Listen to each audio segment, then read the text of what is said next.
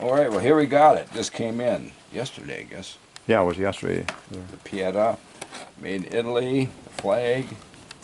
And this is kind of a special one in that it's actually an 1851 Navy style, but 40 caliber. Right, and got some engraving on it too. Yes. Supposed to have anyway. Always fun to take them out of the box first time. They come with quite a elaborate manual, actually. With Everything you want to know in there. Yeah. Hopefully I'll never have to read. Yeah. Yeah, Okay, really. here we're going to open the top. Upside down, of course. Oh, we're starting to see some of the engraving here. Not engraving, etching, what would we call it? No, well, it's a laser engraving, I think they call it. It's actually engraved in the brass and actually into the... And of course, it always came with the cylinders, but this has it in the barrel. Yeah. Wow. Got a plastic grip, but that checkering actually feels quite nice. I like the hang of that gun. You know, if somebody just handed it to me, I'd say it's a 36-51 Navy, but actually it's a 40 caliber. 44. Have a little different weight distribution. Yeah, that's feel true. To it. Maybe it's kind of a little bit lighter gun in that way. I think balance as well, I think, on them. Yeah. Yeah. How's the trigger pull set up on it? Box back nice. Actually, the sight picture looks pretty good. Ooh, nice, it's clean. And about, I don't know, a few pounds maybe. Let's check it out. Oh, yeah, she's light. A little light, maybe. Good for target. I wouldn't know about it in the field with that. It's probably around between 2.5, but it should shoot real well. About 2.5 pounds. That's right where I'd want it as far as especially target shooting goes. If you're going to use it in the field, you might want a little heavier pull. And I'm detecting no creep at all on that. Oh, yes. With that, a lot of accuracy is in the trigger pull on guns. If you got a 4 or 5-ton trigger pull. Yeah, 4 or 5 pound pull you spend all your time, and then you finally got to jerk the dang thing to get them to go off. You can't just squeeze them like that. Right. How's the cylinder as far as lockup goes? Ear it back once. Okay, so there's absolutely no movement in there. That's tight. And run that hammer ahead once. You see how far back the hammer moves a little bitty bit. A little bit, so it may shoot. Well, who knows? They shoot high. Let's see how much end play there is in that. I'm not getting any. It's amazing how well machined that is, and for the price of this gun. Let's see where it falls off. Oh, right there. That's good. That click that I heard. I think that was the right click. Right about. There's one. Then the last one, when it's... I don't know if that last one was an actual click or not. Let's try the Q-tip test on that. I'll get a Q-tip over here and we'll try something. Okay, bring the hammer back all the way to full cock. And then lower it down slow once on that Q-tip. All the way down there. Okay, and that's what we're simulating is that there might be a cap in there. It's not fired, and you want to be able to bring it back again to advance the cylinder. Right. And that Q-tip is kind of taking the place of a cap that might not have fired yet. So, especially if the cap was sticking out a little bit because it's tight on the nipples, then it could lock the gun up. It will lock it up. See if it'll bring it back once. It locked up there then. Okay, so that's what I was hearing. That first click wasn't. That click was not the one. I think that second click is the one, and that's way in. So that will be an issue if you happen to do what I was talking about. Have a cap stuck that first click right there, but then there's a second one as that hammer comes through. Right there it is. And now the hammer can't come back after that second click. Right. If it doesn't get that second click, it's not going to come back. And the second click is taking place way forward, so that the hammer has to actually almost right in the under. shoot the That click is cam. happening when the you've got the bolt in there, and it's got a arm in it that's riding on the cam on the hammer, and if that's still up on the cam and hasn't dropped off, then you can't disengage the bolt. The bolt's something that so that it's stuck up in the cylinder there, Right. in the notch, and therefore you can't go back because Right, and it's not gonna as you try to bring this back. Try the Q-tip once more in this thing. Okay, so that would be an example of where the cap is stuck. And yeah, right now I see if it had slipped off the cam, then right now if the bolt I'm had starting to dropped do off, this. yeah. It would start to drop the bolt Yep. and allow the cylinder to move. But right now the bolt is not. And if you're in a situation where your cap is preventing the hammer from going all the way Right. forward, that's where you are. Now that click there just took place allows the That dropped the bolt out, and allows the the hand to push it. Otherwise, the hand's trying to push it while the bolt's still stuck up while the there. bolt's still locked in there, and It's a minor timing issue. but other than that, I mean, that's just something you got to be aware of. So all that discussion about the bolt arm and the cam and stuff, but what the next thing is going to be to do is to, at some point wipe the oil off it, load it up, and see how she shoots. Yeah, where it hits and Right, see how much adjustment there may have to be in the sights. And these are fixed sights, of course, so there isn't a whole lot of yes, you adjust that hammer. movement on that. I can get some idea whether it'll shoot high or low by cocking it back and putting it on a flat surface, like this thing over here maybe. And seeing how much clearance I've got underneath the barrel. Move some stuff out of my way here. I'd say she's going even all the way across. yeah, that means it's going to actually shoot high. If it even, almost yeah. if it almost drops down, so there's very little light that appears on the back by the cylinder here, then you might be getting one that shoots about point of aim or at least lower. But I'm saying this will shoot high, especially with the 44 caliber. Yeah. Into that, so that shouldn't be holding us up. You wouldn't want it on the tabletop or something. See if we can give that a wrap. Oh, there it is. Use the ramming. Oh, it comes out nice. As for the Piettas, they come with a nice manual here, and it kind of covers all their different models. But they've got a section in here where they talk about loading and their suggested grains of loading. And we're shooting a 44 caliber revolver right here, and they're suggesting a 4.54 round ball and triple F powder, black powder, and that's around 12 to 15 grains of the triple F. They do have a chart down here for maximum grains of black powder, and we go to our 44 caliber, and again this time they're suggesting 35 grains would be it. And then there's some data for Pyrodex also. I'm going to load this gun the first time. I'm going to go a little over this. I'm going to go right around 19 to 20 grains. So I'm well under the maximum. It's a 44 caliber. Also, being a brass frame gun, I'm not too interested in maximum loads here.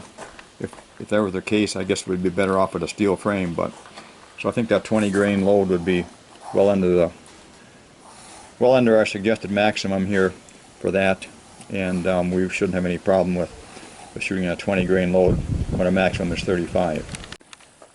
I'm going to go to my wall chart here in GoX 3F. We've got a 1.3 cc dipper. It's going to give us 18 grains, so that's what we're going to load with for powder.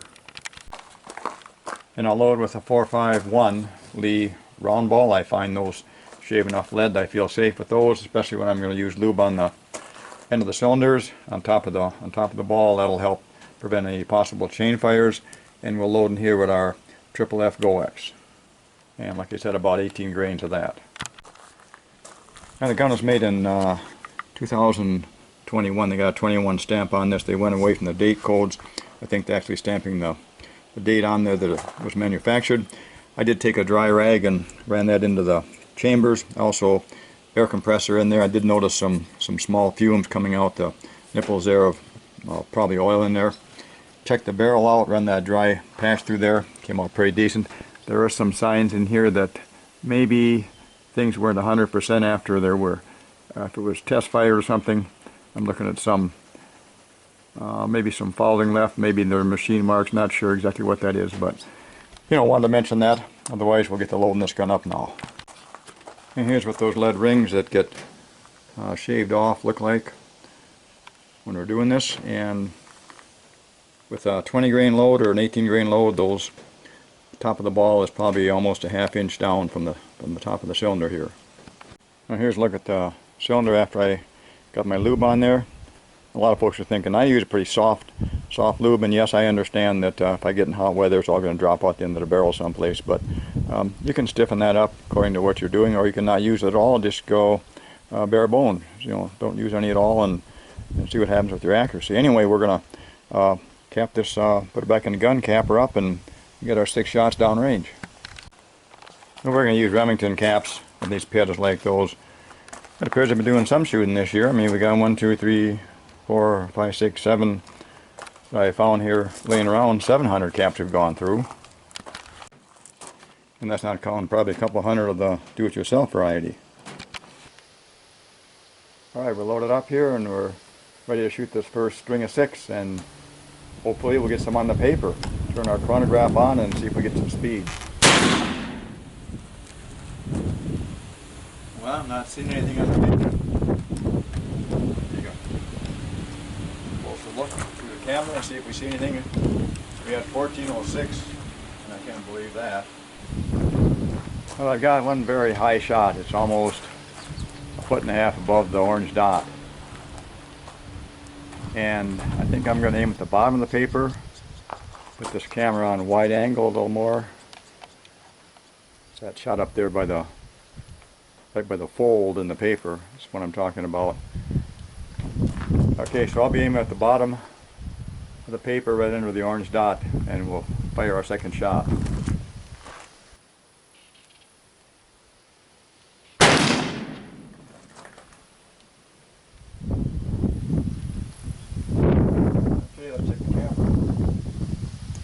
That says 589. That's more or less what I'd be expecting. Okay, looks like I think I was correct on that first shot that was high. I moved it down about, I'd say 4 or 5 inches by aiming at the bottom of the paper, and I'm right up there at the top of the paper, almost touching it. Shooting very good left and right, but that up and down thing, we may have to do the Wild Bill modification on this gun.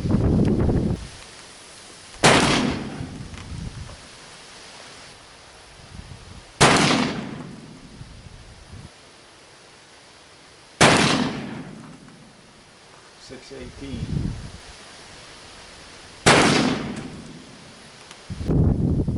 We got our second cylinder loaded up, second string. We got our target set up.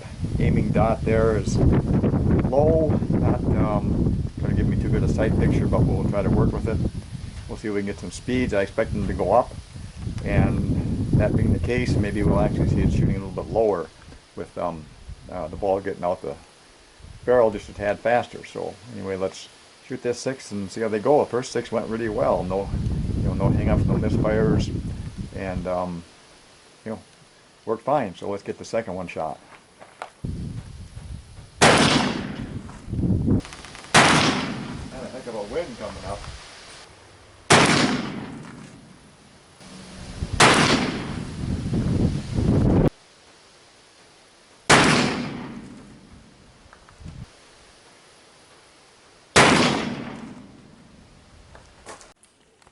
Well, here's that second target that we shot. Point of aim was down here, and the group formed about 8 to 9 inches above that for our 6 shots. Speeds range from 618 to 775. One aired here, we didn't get that one. But group size, really respectable considering our aiming system that we had down here. And I wouldn't want to go much higher than that 18-20 grain load on that brass frame. You might get to shoot a little bit lower if you do, but it's not going to be worth it, I think, on the gun, unless you got to go to that higher 25 or even maybe 30 grains. That would be quite a bit for that frame, I think. Anyway, this is the result that we got, and we're pretty happy with it for that gun. It looks really nice and also shoots nice. Well, I finished putting a higher front sight on that barrel here, and it's kind of still crude yet. We got to rework it, but it's basically that's maybe make a difference in how it shoots. So let's load up 6 and see where it's hitting now. Okay, we put a higher front sight on the barrel, and I'll bet you she doesn't shoot high anymore with that, so we'll see how she goes.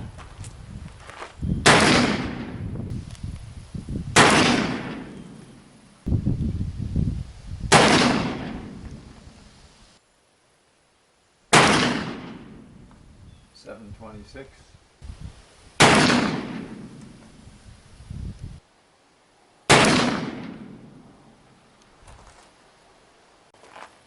We'll leave that same target up there. We did take some off the top.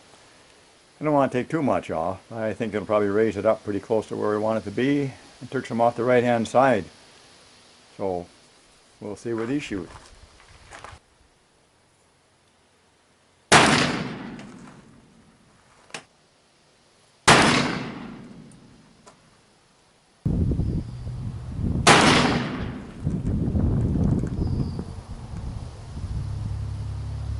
Might have been a little low, I can't tell. 736.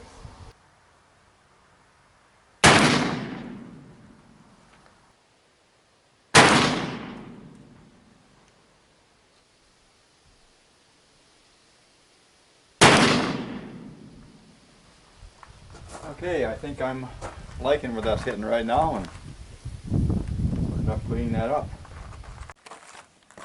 So this gun was shooting 10 to 12 inches.